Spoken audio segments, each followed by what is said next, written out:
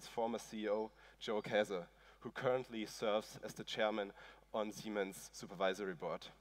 We will begin the evening with some introduction words by Professor Dr. Kramer. He is the Senior Vice President of Innovation and Research here at TUM. Afterwards, we are going to welcome Joe Kaeser to the stage. He is going to deliver his keynote, followed by a moderated discussion. Finally, we will open the floor for the Q&A, so you will have the chance to ask your questions. We will conclude the evening with the after event for those of you who have a ticket. Now please, let's welcome Professor Dr. Kramer to the stage.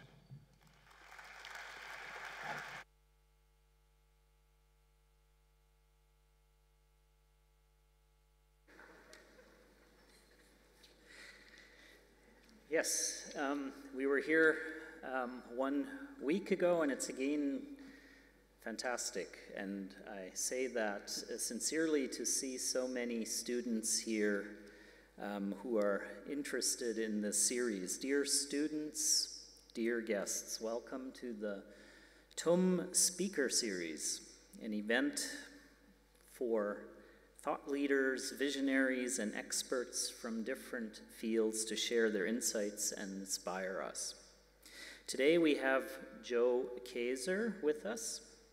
He studied business administration at the Ostbayerische Technische Hochschule in Regensburg.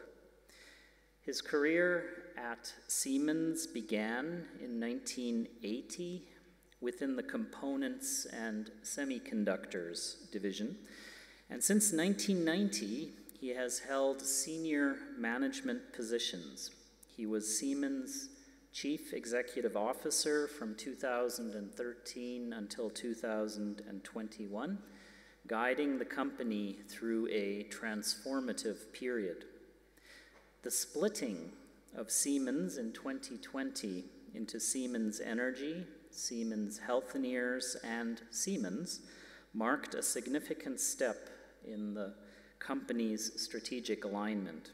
This measure was to strengthen the various divisions and better address the challenges and opportunities of their markets.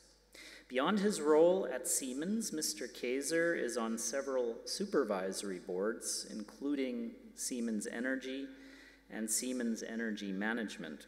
He also holds key positions in Linde and Daimler Truck, and influences both listed and non-listed companies. But his impact extends beyond the corporate realm. His roles as a member of the Board of Trustees of the World Economic Forum and head of the Advisory Council of the Munich Security Conference highlight a commitment to broad societal issues. You will have the opportunity, as always, later to ask questions, and you are encouraged to do so, so please do think about what you would like to ask during the talk. As always, the series is meant to foster dialogue and exchange. And as always, before I hand it over the podium, I'd again like to thank the organizer team. The students behind this series are volunteers, and they're dedicated, and they exemplify the spirit of our university. I can again say we're proud of what you do. So thank you for joining us tonight, and especially Mr. Kaeser for being here. I wish you all an enjoyable evening. Thank you for your attention.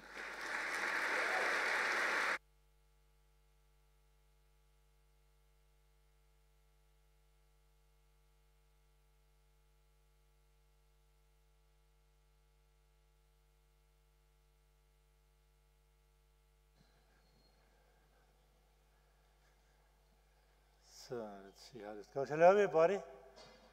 Well, quite a full room. That's very nice. I was just coming in from San Francisco, so the weather was much nicer, but the place here is much cooler. So thank you for having me today. I'm talking about a company which you probably all know somehow, in a way, at least the brand. And if you want to know which company today, you would need actually to ask which Siemens company.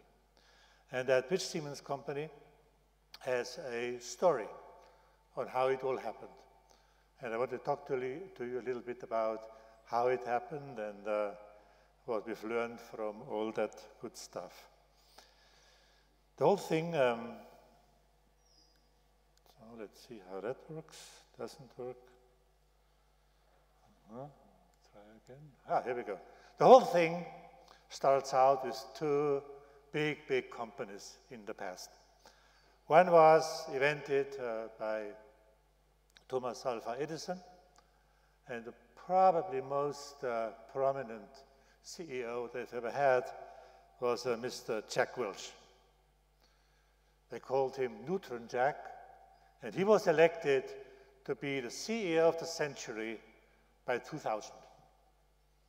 2000 was the time when GE was actually the highest valued company on the planet by market cap.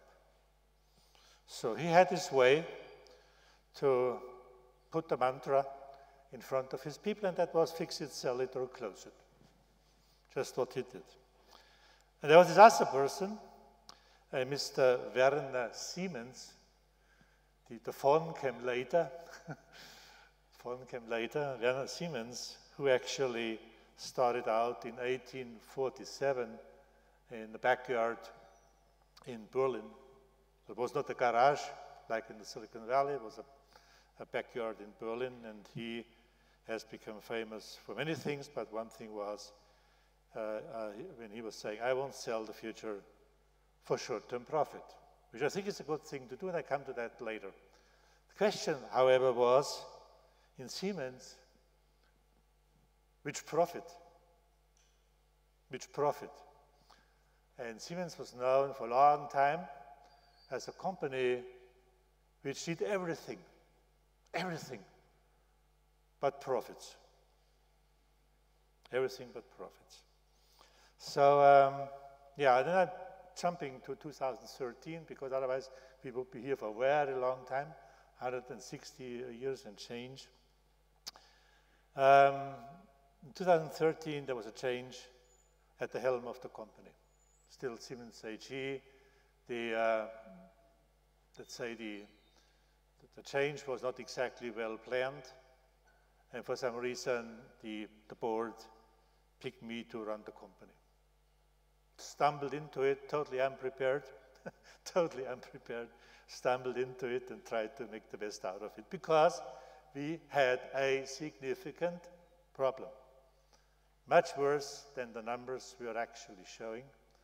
And you typically see that in a long cycle business with big projects lasting for years.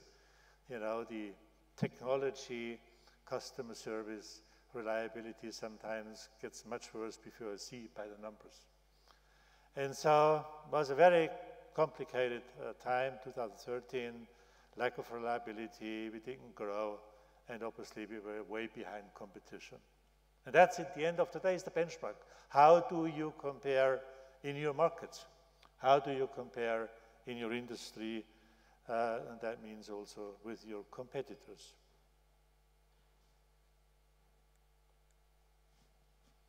Let's see, to figure out here.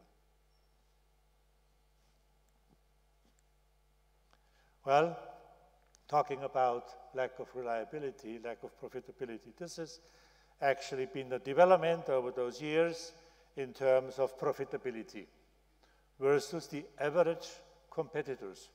Average. Now, if you do benchmarking, what do you compare yourself with? Average? No, but what? With the best. So we are actually already lacking the comparison with competitor, so it didn't really look good. Reliability. So how do you measure reliability? Well, there are many ways to do that. One is you go basically and say, I deliver tomorrow, and you deliver tomorrow. That's, you know, delivery reliability. The other one is you make a commitment to the market, to your shareholders, and say, this is going to be the growth, this is going to be the profitability I'm going to achieve in that year. It's called forecasting, it's called guidance to the market. You typically do it in earnings per share, growth rates or things like that. Well, this was our track record, so to speak. The X's were where we missed the guidance. Ticking the tick marks are where we met the guidance. Well, you know, in 60% of the cases we didn't. Not exactly helpful, you know, providing confidence for your shareholders in the capital market. So, what do you do if your company is in trouble? Well, there's many ways to deal with that. One way is you go get together, form a team and say, you and you and you and you, let's go sit together and work out what we are going to do for the future. We called it, we did it on the weekend because, you know, over the week there was a lot to do, and we called it the so-called pullover workshops. They typically happened Friday, Saturday, or Sunday, Monday. So we went together with the management team and said, what is it going to do? What is it going to be? How are we going to fix the company? So there were some originals here. So you see digitization at the time was not exactly there.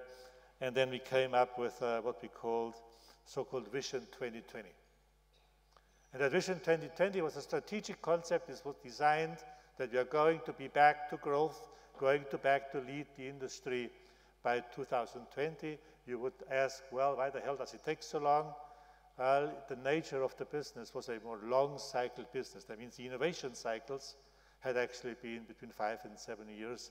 So we did this in 2020. And it was very clear, drive performance, profitability, make sure that we understand where are the core products, the core technologies which we wanted to strengthen, and then scale it up once we know how it works.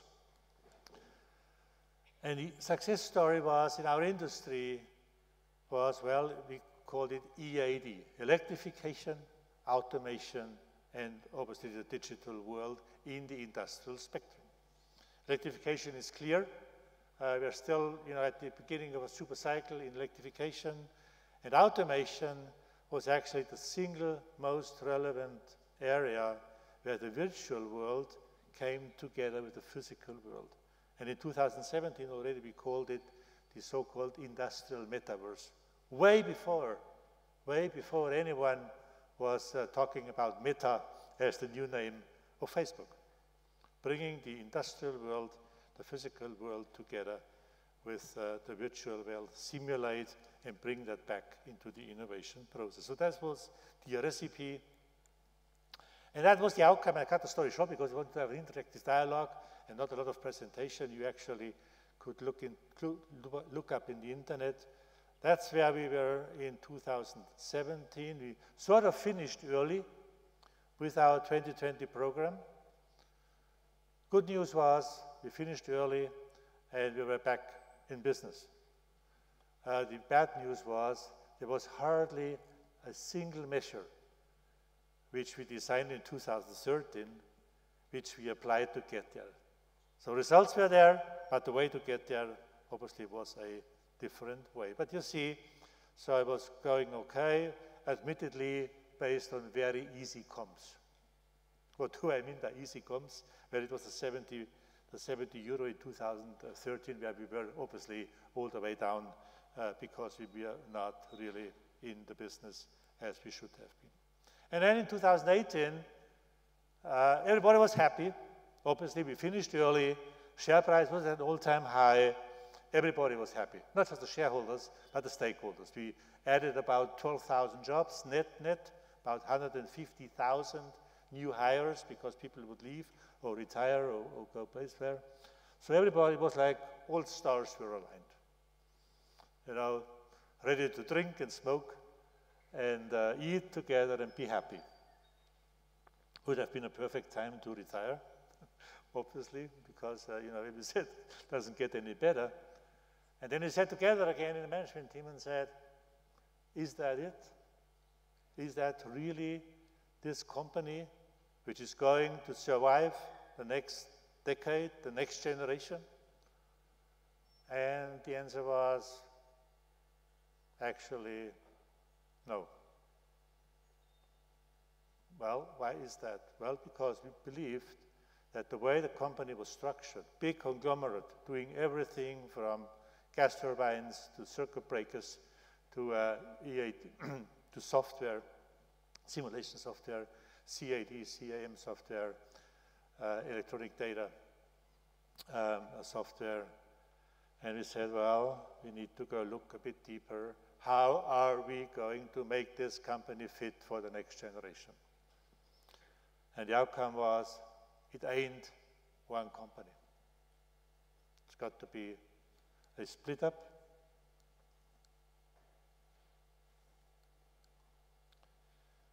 Into 3 different companies. So again, we went back to the scribble drawing board, similar topic, and we said, look, the future is about focus, future is about accountability, and the future is about something which we thought long about, and that was adaptability. So why adaptability?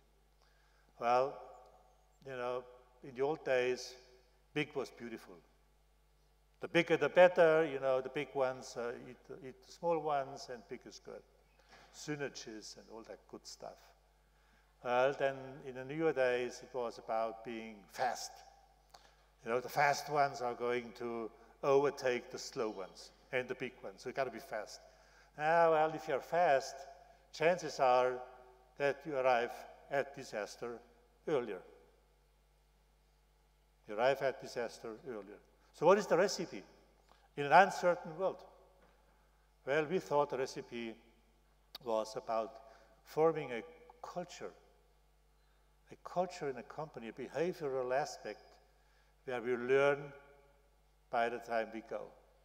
Learn, adapt, look into multi-causational events, customers, technologies, suppliers, society, all that, competitors, unfortunately, there are still a few around.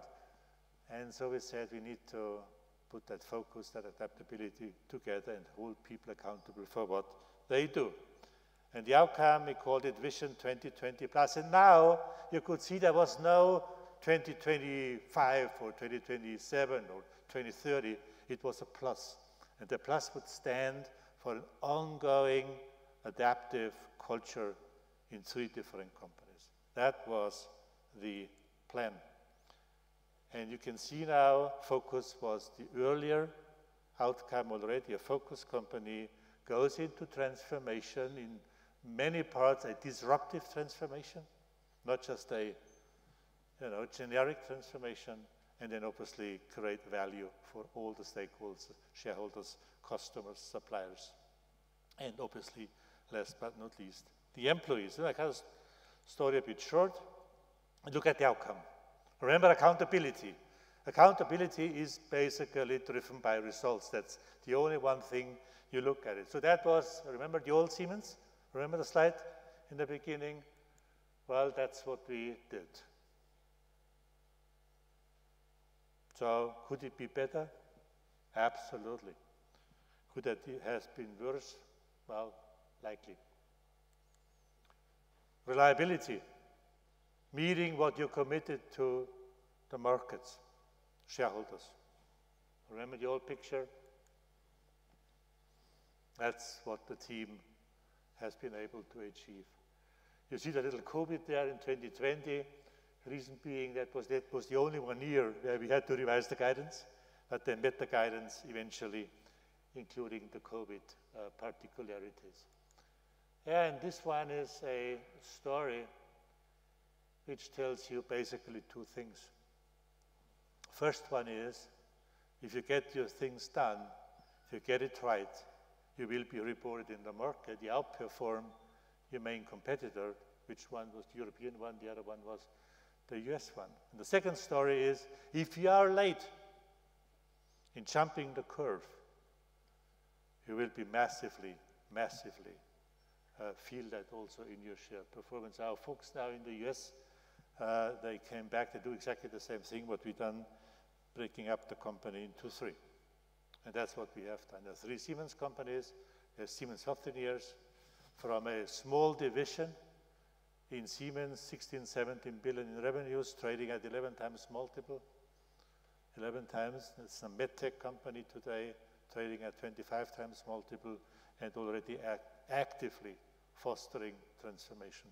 Same is true with the new Siemens AG, the industrial part of Siemens, where they bring the metaverse together in the industrial world, doing really well. The only one remaining is Siemens Energy, very long cycle, where we are currently struggling, to get the job done, what we have committed to do. So this is where we are. And now we could talk forever about what have we learned, but this is not a lecturing, this is about talking and have a dialogue, so that's why I skipped this one. But one thing I wanted you to understand. We talked about shareholders, we talked about reliability, we talked about management, we talked about strategy, talked about the stakeholders, employees, customers, shareholders, but there is a fourth force. And that's been coming along in the last several years. It is just about to get an even higher impact.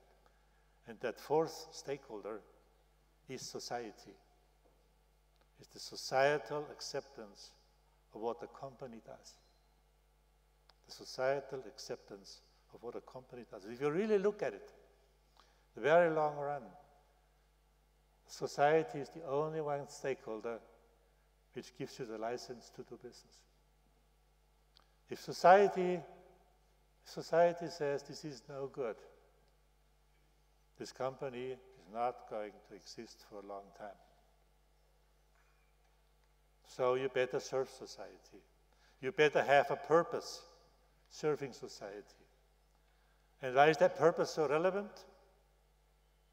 Well, it's many things. That purpose is relevant because that purpose, gets you up in the morning although you are tired. That one purpose makes you give your best every day although you are tired. And that one purpose, makes you get up again from your knees when you are down because you failed. It is about all that purpose. And for a company, it's relevant because today it's different. When I was applying for a job, I went to several companies, among others Siemens, and they took me to 5, 6, 7 different interviews, and back and forth, and all the way up and all the way down. And then they said, okay, accept it, you have a job. And I was glad. Today, people interview the CEOs. People like you have choices. You select where you want to go to, and not be happy to get the job from a company which just happened to be around the corner where you live, right? So you interview the company. You ask those companies saying, why should I work for you? Why should I work for you? Because we have the greatest retirement system? Really? Is that what you would like to work? Likely not, right? So what is it? The money? Yeah, maybe. But at the end of the day, is because you feel good in what you do.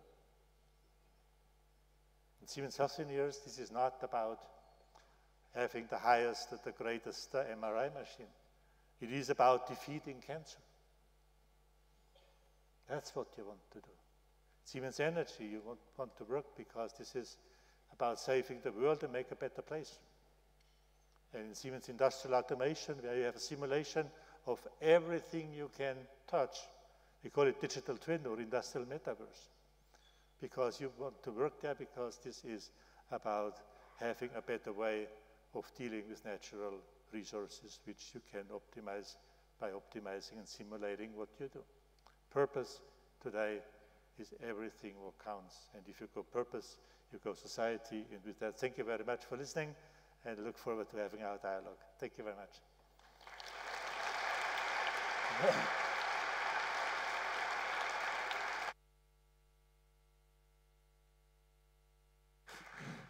So thank you for your presentation. Please have a seat. Yeah. And the right one, please. Uh-huh. You can also pour your drink if you like to. Let's get right into it. We are really happy to have you here at TUM tonight. How does it feel to be back at university? Well, look, I mean, I just feel I'm getting even older than I think. I see all the young people, the diversity, and it's pretty cool, really. If you look back at your time at university, I believe it was some time ago. What are some memories, experiences which come to your mind? Well, look, I mean, everything was different. It was very tight in terms of lecturing. So the more you would visit the seminars, the better off you were with the professors. Obviously, if they knew you, you had an advantage. So, I mean, we had the scripts, was like that thick, and the books. It's all different today, of course. Okay. Now let's move away from your time at university to Siemens, the company you led for, or were a part of for over 40 years. You showed in your presentation that you successfully transformed the company into 3 separate entities. Now my questions for you. Do you see this trend of splitting up companies continuing, maybe also in respect to GE, or do you see also activities in mergers and acquisition happening? Well, it's not a contradiction. I just believe that the world of, you have to doing all different things and trying to basically have a diverse portfolio to feel safe. I think those times are over. It is about focus. You know, focusing in what you do, be a champion in what you do. This is how you gain relevance. And you know, with all the digitization, the multi-causational impact on businesses, you've got to be focused and learn what you do there and not do a little bit of everything. It's like multiplying 0.9 times 0.9 times 0.9. That's in essence what you get as a result. Was it ever an option for you to merge or sell parts of the companies instead of taking them public? Well, I mean, look, the shareholders own the company, and there was a lot of negative reaction from the media, and saying, "Ah, you know, they're gonna destroy Siemens, and it's gonna, you know, they divide them up." Well, no, it is actually, you know, making 3 opportunities. You know, 3 big creating opportunity. And this is what you want to do. You know, like the whole, if you look at how life has basically developed on this planet, it is about, you know, dividing up the cells and then grow and, you know, create opportunity. And that's in essence what the whole matter was. Yeah. Now, you mentioned that you came from San Francisco early on. Yeah. And Germany, in contrast to the USA, has a rather conservative management style. You mentioned that you successfully transformed the company, but at the time you faced quite some resistance. Do you believe that German companies need a more daring management approach? Well, I wouldn't go the German companies. There are many really well-managed companies which play a major role in what they do in their industry.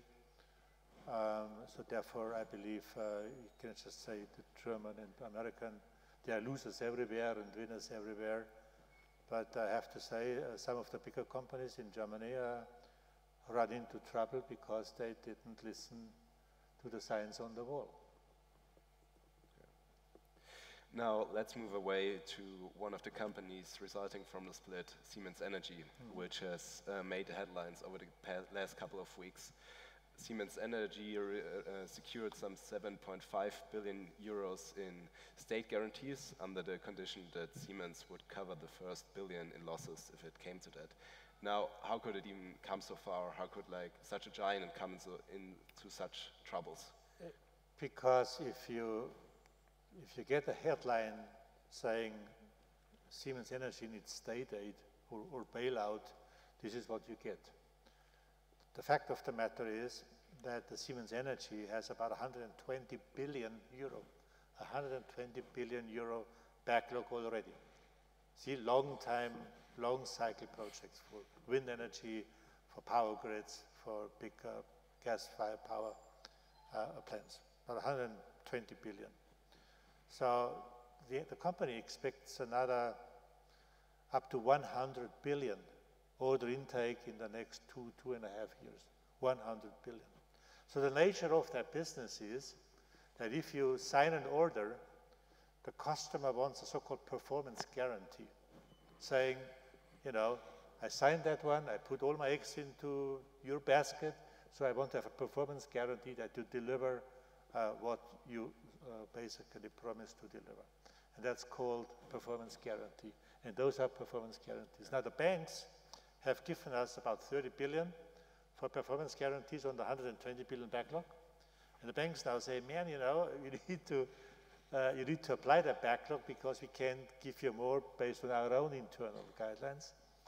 And therefore, we talked to the government and said, look, you know, if you want us to grow even further, if you want us to take even more orders for offshore wind and the likes, we need to look at those performance guarantees. And it's all good. It's all good because the government gets paid. It's not that we need money from the government. The government gets paid. But you know, if you have that in the media, it became political. And if someone gets political, factual evidence sometimes goes down. So that's the story. And as a matter of fact, now, for those 7.5 billion performance guarantee securitization of the government gets 350 million euros, you know, as a charge. So we do something for the budget, which they badly need. It's not that we need their money. So those are the facts, and therefore it's very important that this is being conveyed because many people confuse that. 350 million, which we paid the government for taking that performance guarantee. And just that you know, in those 8 years where I was CEO of Siemens, you know, we had two incidents where those performance guarantees were drawn. And that was one in Syria and the other one in Russia. And those were sanctions where we didn't deliver, so they were trying to draw the bonds, which we obviously then successfully fought in court. So it has a reason why those performance guarantees are off balance sheet. So you don't need to put it into the balance sheet. So the facts are we pay the government 350 million euros in the next 4 years as fees for that performance guarantee, where the risk is as big as that you don't need to balance it on your balance sheet. So you're quite bullish on Siemens Energy, which is well, I mean, that would be the other extreme. I think we are well advised to keep our heads down, because as long as you make losses, you shouldn't give good advices to others. You better work first on your own challenges, and then you go out and tell the world how great you are. You mentioned that the wind industry had some consolidation ahead of it. Is it also an option for Siemens Energy to merge or get acquired by another company? Well, the company is not for sale, obviously. I think we started the merger in the wind industry with the Siemens Gamesa matter, so when we even went back. So we in Siemens had industry, energy, and healthcare, remember? And then part of the energy division was Siemens Wind, offshore, onshore. And it became very clear to me and to our team that this onshore industry needs consolidation. It was in the very beginning. So it was very clear strategically. On the other hand, that wind business in Siemens made about 4 to 5% EBIT, 4 to 5% EBIT. Worse businesses, but many better ones. And so industrial automation, for example, or healthcare, they were at 20 or 25. So would you ever take cash to acquire a wind business which makes 5% EBIT if you can invest into a 20 plus? The answer is obviously no.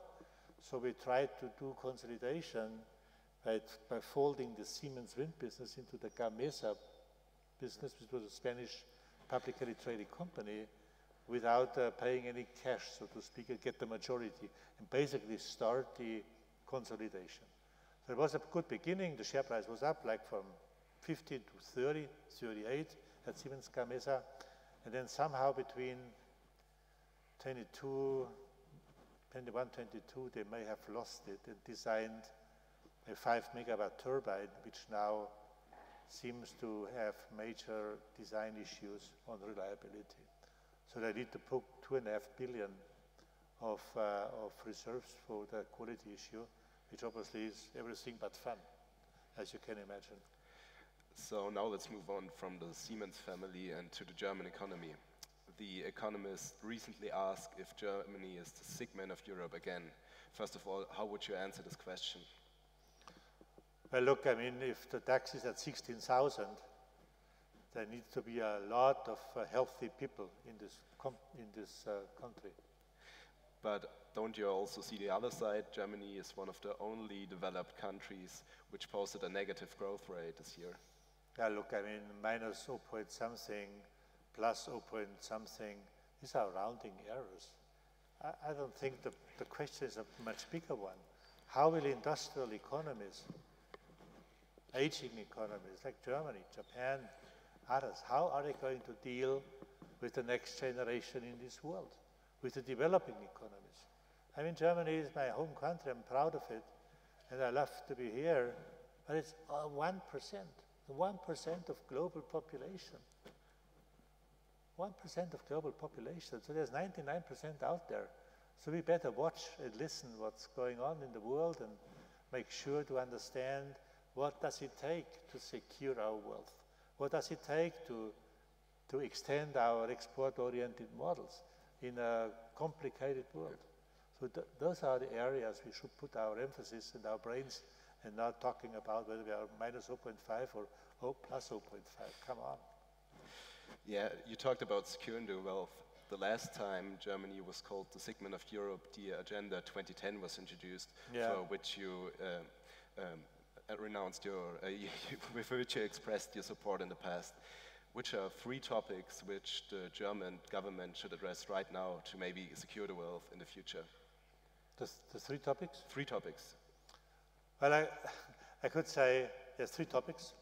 One is innovation, the other one is innovation, and the third one is innovation. And you pick the order. So that's, in essence, the story. This country has become a great country and an export-oriented, competitive economy because of innovation. And therefore, they better look at the products which they need to invent starting today, which then will be exported in the future, preferably also products which help to get more sustainability into the world. What are maybe concrete policies to foster innovation here in Germany? Yeah, look, I mean, first of all, I think one of the things the government is not doing a good job in is that, in very good intent, they are trying not just to say, this is what you want you to do, this is what you want you to achieve in 2030, but also discusses and takes rules on how to get there. And that's a bad idea. Set the targets and let companies achieve those targets with different ways, and not tell the companies and you know, the people in the industrialists here in the nation, this is exactly how you need to do it. How should any politician know better than successful entrepreneurs? Even if they knew better, they might be not around in 4 years because the elections are only for 4 years. So therefore, that's one of the things they need to be better in, that they say, this is what we want you to achieve, sustainability and this and that. However, you know, the way to get there, figure it out and get the job done. And if you don't get it done, you get penalties in terms of taxes or whatever you have, or CO2 pricing and the likes. That's one of the things. The other one is, we are an aging population in Germany. You know, demographics is the only one subject where you can predict the future, pretty much. So if you are 25 today, chances are that you become 26 next year. And it's the same with retirement. So how the hell would you finance the retirement with state aid? You know, and rather have the young people now invest into equity-based retirement plans. Those are, you know, things most other industrial nations do already a long time. It's very simple. Otherwise, this is going to kill, kill the finances altogether for nothing. And the third topic is, because it's debated so much, the so-called Schuldenbremse, that Germany must not take any more debt. Well, the answer is not yes and not no. The answer should be, it depends. It depends on what you use it for. So if you take debt, if you invest into something where you get a return later, there's nothing wrong with it. If you just take more debt and throw it into more social things which never pay back because they are consumptive in nature, that's a bad idea. And so therefore, I mean, reasonable people need to come together and make reasonable plans. Great. Now let's take a look at the bigger picture. The US and China. Even bigger. Even bigger, yes. Yeah. Geopolitical stage. The US and China are both economic superpowers, and as you know, Germany as well as the EU have close economic ties with both of them. Which foreign policy? Which EU? What? Which EU? The European Union. Oh, those 26, yes, exactly. 27. Yeah, I think they lost one state. Which foreign policy should Germany adapt now to navigate its position between China, a very close economic ally, and the United States, security guarantee? Look, I mean, it's a fact that China and the United States struggle for #1 economic power in the world. The United States is #1, China is #2, closing in on the gap, and in some time from now it will be #1. And history shows if you're #1 economy, you become slowly but surely also #1, let's say, strategic power in the world. And China is 1.4 billion people, and the United States has 300 and change million. So those are the facts. And no matter what will happen between those two big economies, there will be no one on the table who is not aligned with other countries. I was saying that because you mentioned the EU. And of course I knew what the EU was, but was trying to be provocative, because the EU is not one European Union. It's just 26, 27 different interests, different economic targets, and different priorities. And if the European Union does not get a unified geopolitical economic strategy together, foreign economic policy, they will never be on the table with China and the United States. Who will likely be on the table will be India, obviously. And then the longer the hydrocarbon world exists, the Middle East countries such as the UAE, Saudi, and the likes. So you mentioned the struggle for power between the US and China. Are you worried at all that Germany might be squeezed in the middle between those two powers? Well, I mean, depends on the other two. I mean, if either of the two say, are you friend or foe, it gets complicated. And Germany, with all the love I have for this country, is way too small to sit on the table, just not realistic. So therefore, I would go from industry to industry. I believe in core technologies. In core technologies like microelectronics, for example, there is a decoupling already in full float. In other areas, it seems that they're coming together. I think in environmental policies, it's a big gap. There should be a global, let's say, way of fighting CO2 emission and methanol and all that stuff. You're far away from that. But that also would be a big opportunity, for example, for Germany, to help reduce emissions. I mean, I like a lot what Germany said, that they want to cut the CO2 emissions in half by 2030, meaning from 800 megatons to 400. So I like that a lot. The point, just if you look at it from the risk management point of view,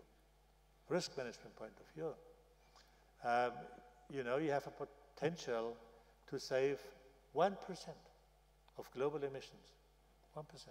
From 1.8% today, CO2 emissions in Germany, to 0.8, ceteris paribus, in 10 years, in 10 years. So that's the potential. The risk is that you deindustrialize this economy to a large part. So, yeah, maybe it's worthwhile to show, you know, a good example. But maybe there is another way to do that, to not just address the 0.8%, which our country is going to emit, but maybe innovate, you know, find products which are sustainable, competitive, and which you can export to other nations to apply for a greater scale of emission reduction. Again, innovation, you know, invent those products which help bring CO2 emission down. Use them in our own use them in our own country, so that you have to proof point and then export those goods and services into the world to reduce those emissions. Would be, in my view, a much more probable way of getting you know, something done on the energy emission area. So thank you for your answers. Now I have some rapid fire questions for you, so please keep your answers short. We heard that you're a fan of 70s music. What's your favorite 70s song? Hotel California. Okay. Check out any time, but you can never leave. Which German minister, in your opinion, does the best job from the current government? You said short answer, but yeah. Not,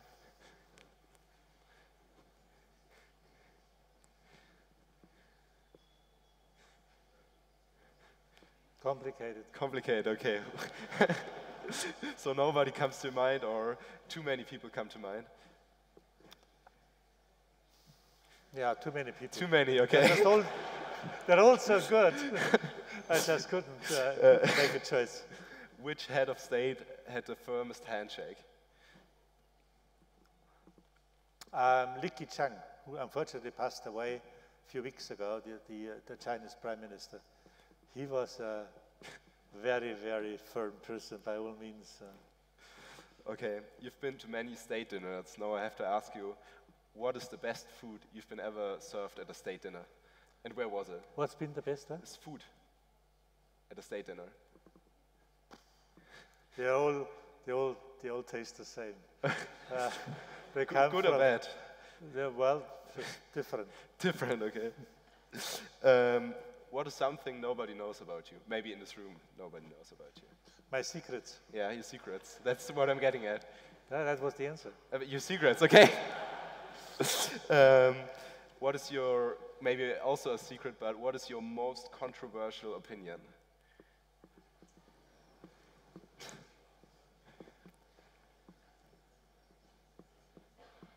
You can choose among which group, your managers or politicians. You mean in what area? Yeah.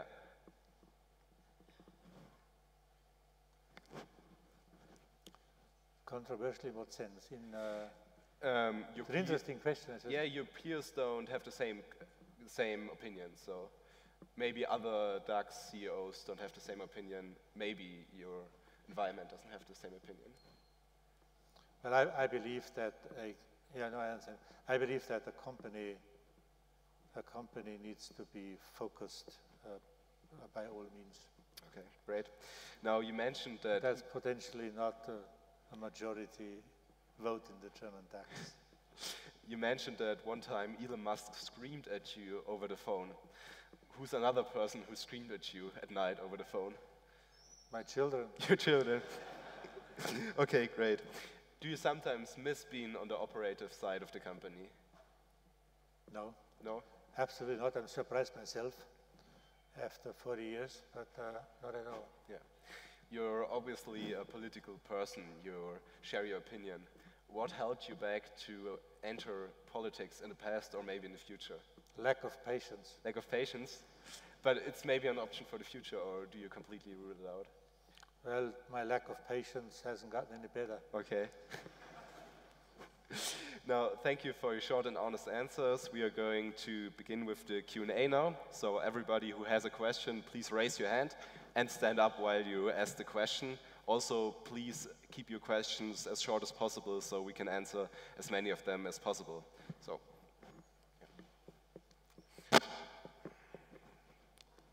Lee, thank you so much for your presentation. I'm going to ask a question about that you have mentioned the success of a company comes from serving the society. And the Siemens company originating from the vision of Werner von Siemens, for a moment's gain, I do not sell the future. How does Siemens differ from similar companies? And what kind of a role did your personal background, including involvement in solutions of social problems, especially politics, play a role in this difference of Siemens? Thank you. Well, we have a whole bunch of questions, right? I think the first one, how does Siemens differ from other companies? I believe that all three companies are very focused. And you don't see it that much yet in that industry. Then the second was about my social development, you mean? Personal background. There we look, I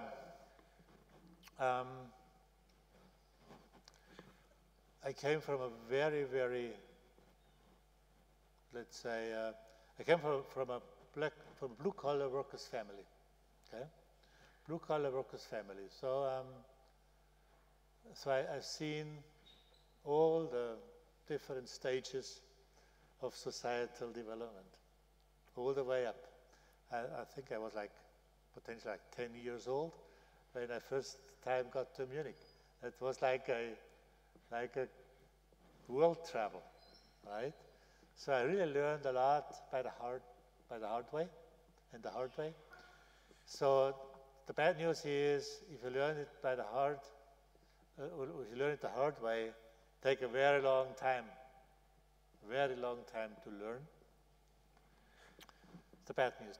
And potentially today, I'm not sure whether such a career would even be possible anymore, given the societal divides and the likes. The good news is, you learn how to deal with any different constituencies, from the factory worker in the factory, who you clap on his or her shoulder and say, hey, Bayern Munich lost against Berlin today, it's really bad, so don't worry about it, it'll be fine. All the way up to, to presidents and statespeople, so you can adapt to most every situation, because you somehow in your life has already been there.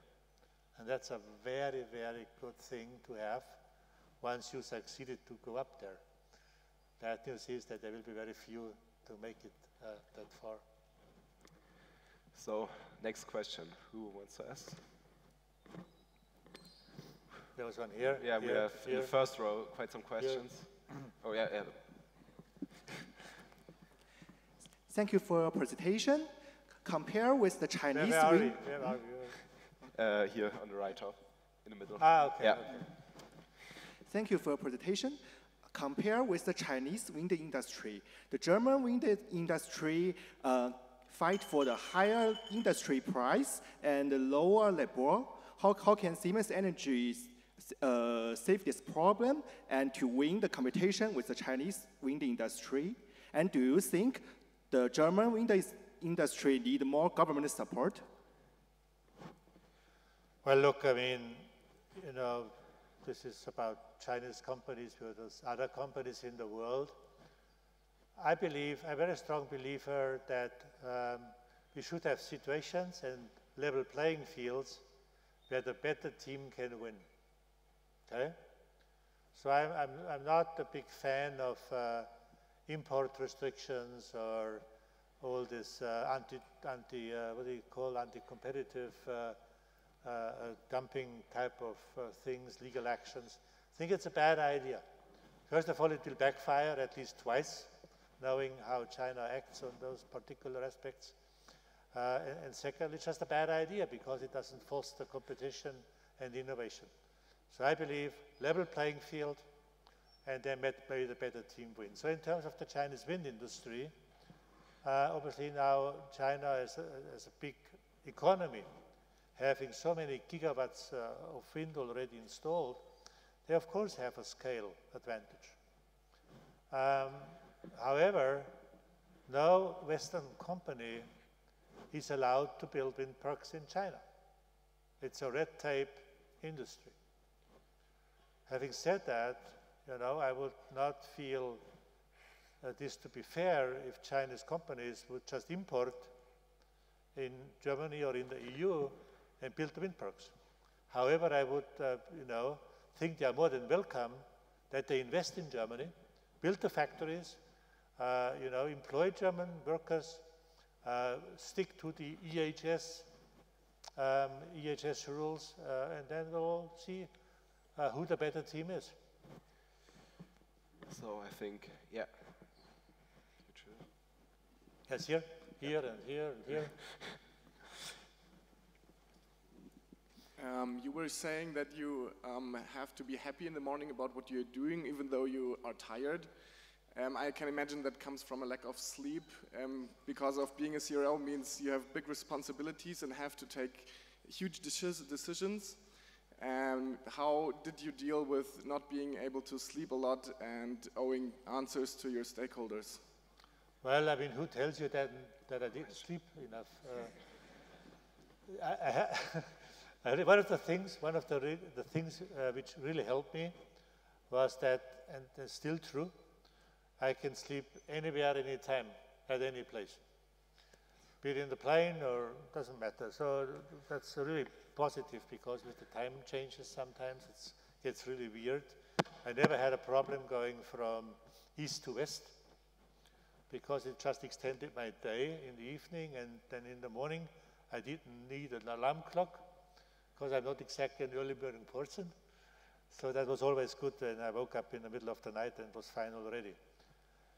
Going east was always complicated in 7-8 hours like Tokyo or Singapore, because then you feel like it's just about afternoon, but it's midnight in that country, and then you need to get up in the morning. So yeah, sometimes it was a bit of a hassle, but most of the time I didn't have an issue with the lack of sleep. Great, so more question? Yeah, in the middle are a couple. Yeah.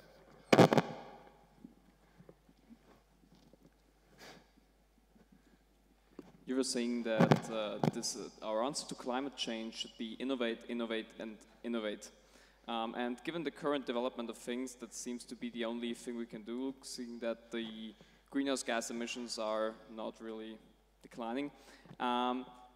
What is the most effective measure politics can set in order to achieve this innovation? And how optimistic are you personally that humanity will tackle climate change? Well, first of all, the most important power to make that work is in this room. Is in this room. And I don't exactly mean us up here on stage.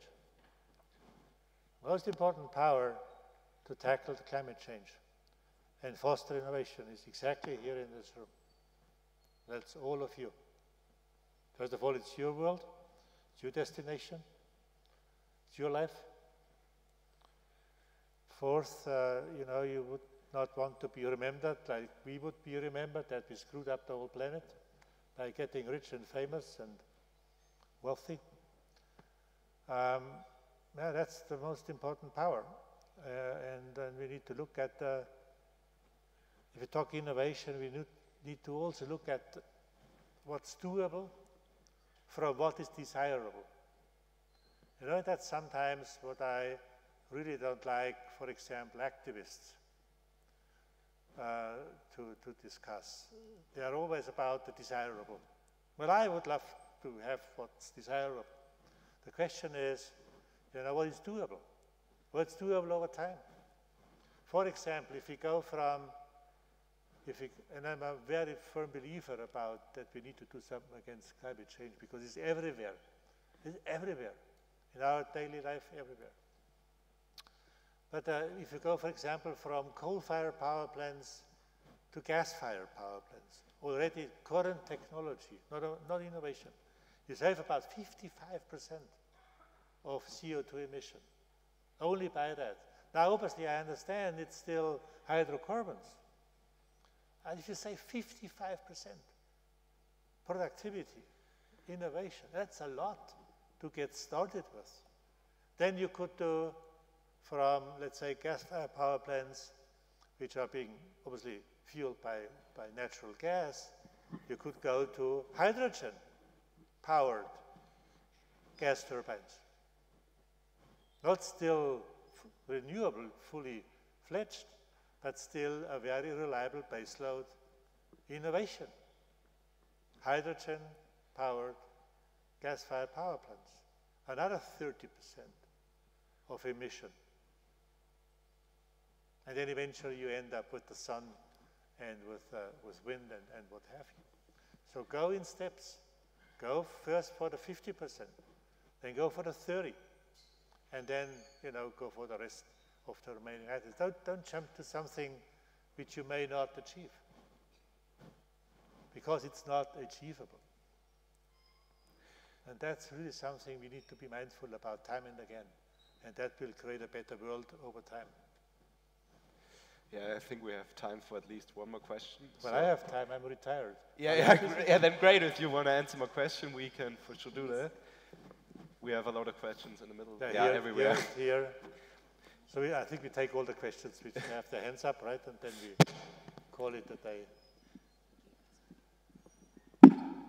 So you have mentioned that the companies in Germany and Europe are over-concentrated in your sector. How you would describe the economy of Europe as over-concentrated, and not in the meaning of companies, but in the meaning of power sources? Is there not enough power sources in Europe and it have became too concentrated, or is it okay from your side? No, I don't think we are too concentrated. We have a lot of really good companies in Europe, from consumer to luxury goods to technology companies. I think what I'm saying is that if we compare ourselves to United States competition,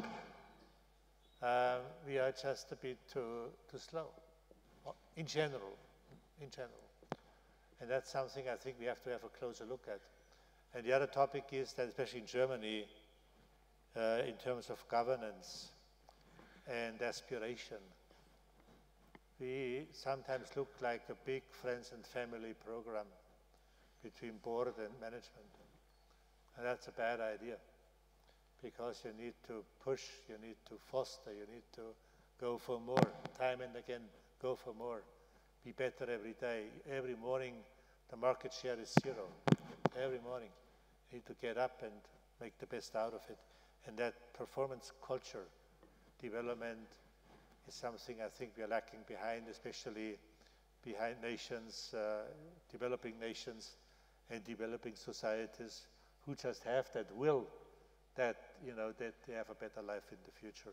And that's something we need to be very mindful about. Complacency is the worst thing in business ever, because complacency, or even worse, is only the combination between complacency and arrogance. That's the worst.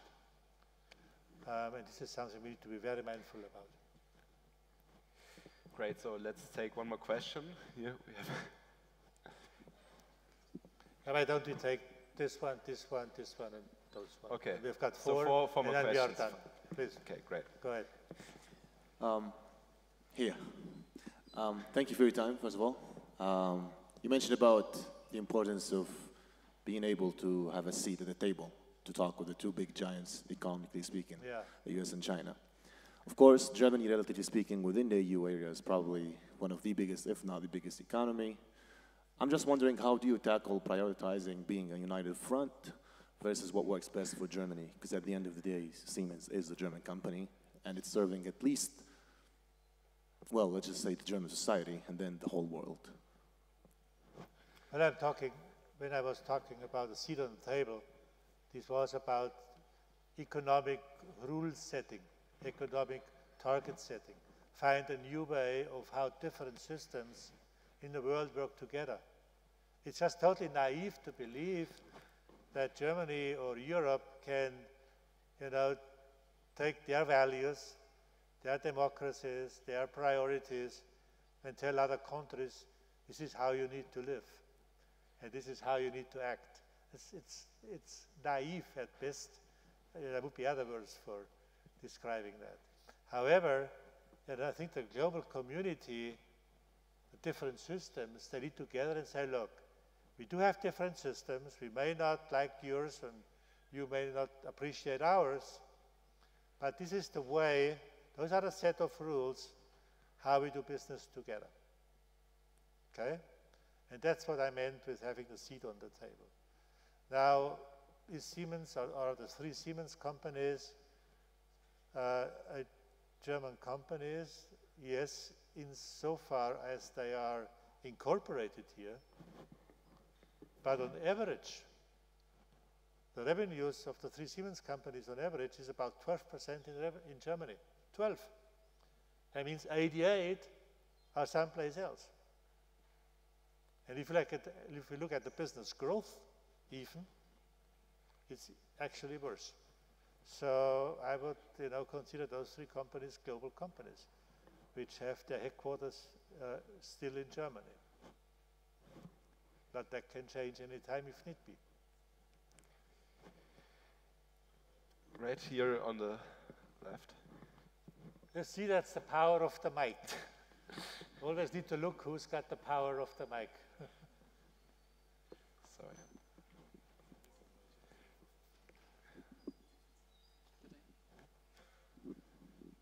So, thank you. How would you evaluate the acquisition of Gamesa back in the days and from today's perspective? And do you somehow consider it as a loss from today's perspective as well? As a loss there? What? Consider it as a loss? Do you consider acquiring Gamesa as a loss from today's perspective? Look, the answer is very obvious, because if you look at the numbers, it's not looking good. However, I do believe that the strategic design was actually the right one to start consolidation. And if I were in that time, at that place, at that stage, I would do it again. What I would do differently, definitely would first be that we need to look at the execution. Because the design is the right one.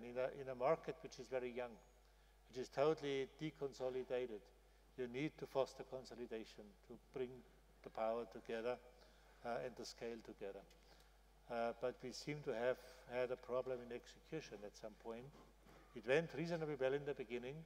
Share price of Siemens Gamesa was up from the 20s into 38. And then, you could make the argument, during COVID we lost it. Maybe, maybe not. But it's unfortunately that the first joint design of the 4X and the 5X, means 4 megawatt and 5 megawatt, was actually, a design issue.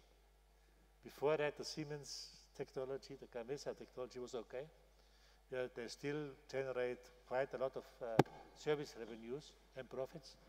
But then the first joint design didn't go well, let me put it this way. And it's an interesting question.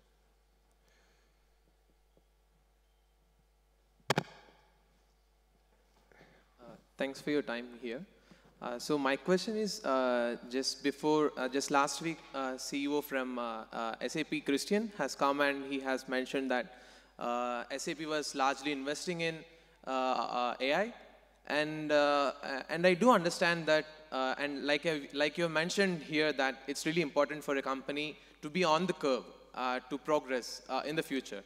So is there going to be a time where all these companies are heading towards a saturation point, or what's going to be the next market trend? Thank you. Well, there will be many disruptive transformations based on the development of AI. Yeah, because AI will be a massive enabler for all the industrial verticals, be it healthcare, be it the industrial metaverse, and maybe even a little bit of energy in terms of demand response areas. So the next big thing is machine learning. That's the next big thing in the industrial space. And the next big thing on the, let's say, on the societal community will likely be the metaverse of society. So thank you for answering this many questions. Unfortunately, we have to wrap it up now because we have the after event taking place. I have one last question for you now. You had obviously a very long professional career and a very successful one as well. If you could give us any advice, one advice which you had loved to know when you were a student, maybe for us here. Be yourself. Just always be yourself. Never try to copy anybody, because first of all, you feel miserable, and secondly, everybody around you knows that. All right? So, thank you very much. Give it up.